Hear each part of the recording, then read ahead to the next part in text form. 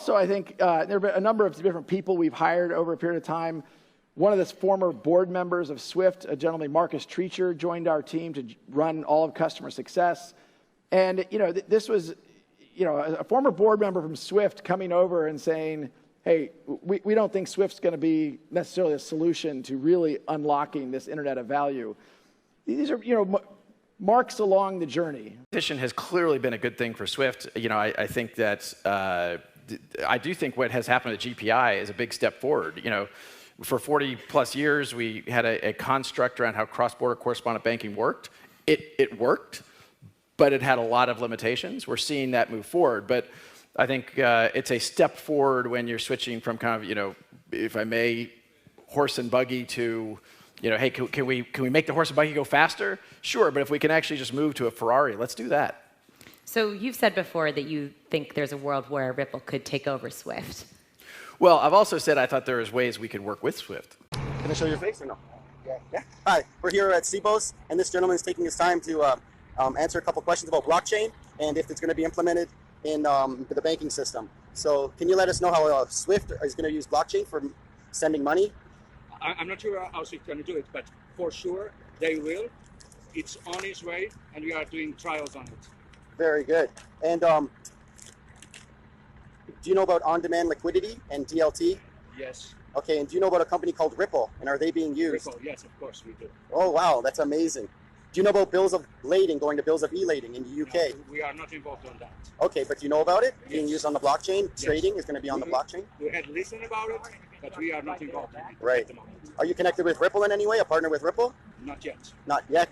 That's a very good answer. All right, I really appreciate your time. And can I ask your name? Or... Arthur Pereira from T-Evo Technologies. Nice. And are you here from Portugal? From Portugal. Wow. Well, thank you for coming to Canada, and have a wonderful trip back home. Okay, thank you very much. You take care. Thank you. Brad, I'd like you to address some of the rumors circling around. I mean, there are indications that perhaps your biggest rival, Swift, will be joining you. Could you shed some light?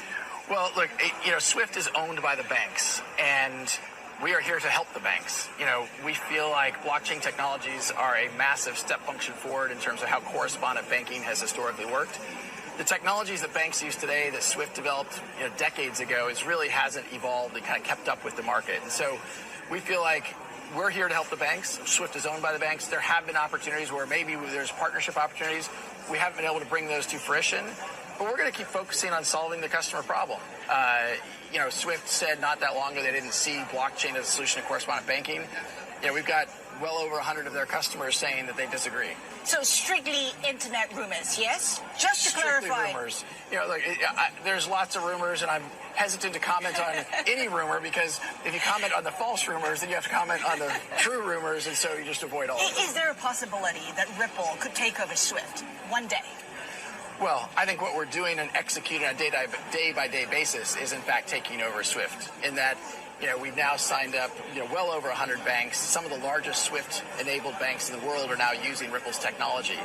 It's just the worst system to use. And the thing is, it charges banks and fund managers and corporates and anyone else that's got a lot of money huge transaction fees. But it's not just that. It's basically the process of settlement. It cannot do instant settlement. And, a lot of people don't seem to understand that Ripple can actually do instant settlement in volume. Wow.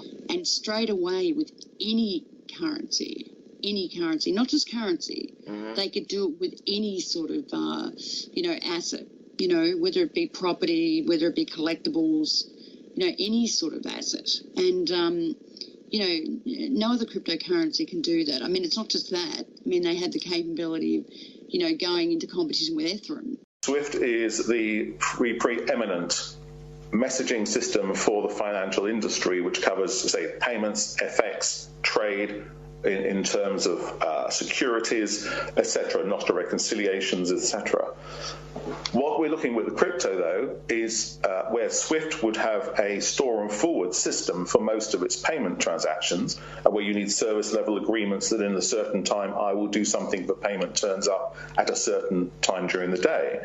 Here we're looking at the new network styles which allow instant, real-time movement of the funds and visibility of those funds as well. So we would not have a situation where banks need to come back to you and say, have my funds arrived? It's 3 days later, I need to find out or find query messages moving around the network. There's nothing like that. I don't believe Ripple is going to replace SWIFT. Ripple is one of the complementary networks which is going to allow those institutions who need real time to make use of that. And I think we're also seeing that SWIFT are changing their network capability so that real time will be a possibility as well. But we may also see Ripple XRP moving across the SWIFT network as a currency when we're perhaps using something like FX. I'm 54 years old, live in Los Angeles, California. I've been a tech executive for 30 years. I started with IBM, and I've worked for Accenture for quite some time. At the time that I was heavily investing in XRP, actually, and I've also worked for FIS. Some of you know, one of the largest payments provider. I no longer work at FIS. I'm building a tech startup right now, which I'll remain nameless at this point. So a lot of background in payments, but one of the things that Bob and I talked about some time ago when I was at Accenture, one of the things, I'm no longer on NDAs, but the one thing that I was able to do is Accenture, just like everyone else, has a Salesforce.com, which is a CRM, customer relationship management software. And I was, as an investor, was able to go into and look at, and this is a time where everybody was doubting, Ripple's not working with that many banks. And that's the time Brad Garlinghouse was saying, we're bringing on 2 new banks a week. And I could look in Salesforce.com because you wonder, how does a small startup like Ripple, who only has, at the time, 50 to 100 employees, how are they integrating these banks? Because that's a big project. 3 months, 6 months, a year. And the reason why they were getting them on so quickly is Accenture and IBM are the 2 largest tech integrators in the world. The Global 2000 use them for implementing any of the latest, greatest softwares. And so Accenture was a partner of Ripple, and I looked in our Salesforce.com, and I could see all 300 banks that Accenture had integrated for Ripple. Now, and I was pleasantly surprised at that. And we're talking big names. This was Bank of Australia, Bank of England, Bank of Canada, so on and so on. And so they're all primed, and they've been primed and ready to go since this was 2000, Bob, that was about 2016 I shared with you. Yeah, I think it was 2017, 2018. Yeah, somewhere in there. Minimum. And I could see them all. They were all, and that means they're all primed and ready to go. So you've heard Mr. Schwartz talk about the flywheel effect. You've got to have liquidity on both sides for this thing to work. And so, while I can't speak to a flip the switch moment, I'm not an insider. I won't claim to be, but I can just see what's happening. That there is a moment where something happens where they all start using it. And Bob. So technically, like a flip of the switch moment. Yeah. And who's in control of that to say go? Your guess is as good as mine. But that could be the IMFs of the world, the BIS, all that. But. So that's all just Bob and I talked about. Bob, is that what you were hoping to hear from me? Yeah, just because I remember the last time we spoke, you just jumped on the space and you were like, "Hi guys, my name's Tony, this and that," and you just basically said I do believe in a flip of the switch moment, and you weren't necessarily alluding to I know for a fact. Right. But you were saying I could see why something like this would happen all at once, sort of thing. I definitely could. Yeah. So yeah, I'm on board with that theory as a plausible scenario for sure.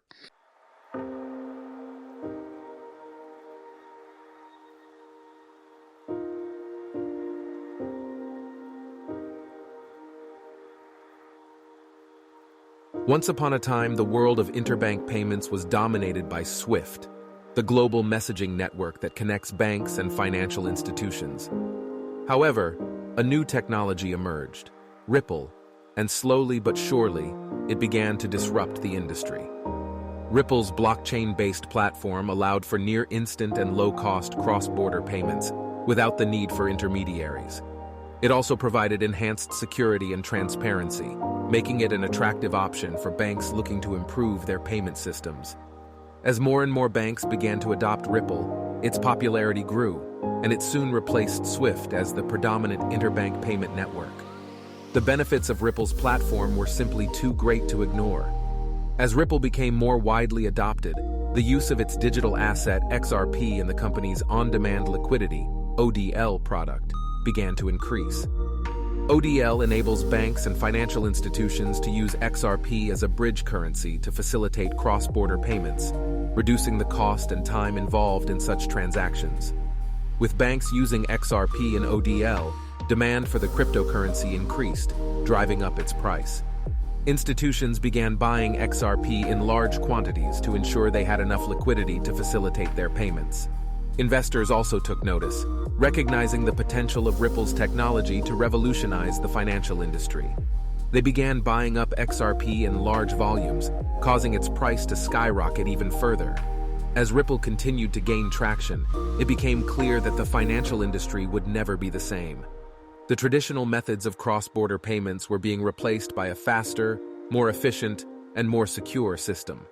In the end, Ripple's success led to a surge in the price of XRP, making it one of the most valuable cryptocurrencies on the market. The world of finance had been forever changed, thanks to the innovation of Ripple and the adoption of XRP in its ODL product.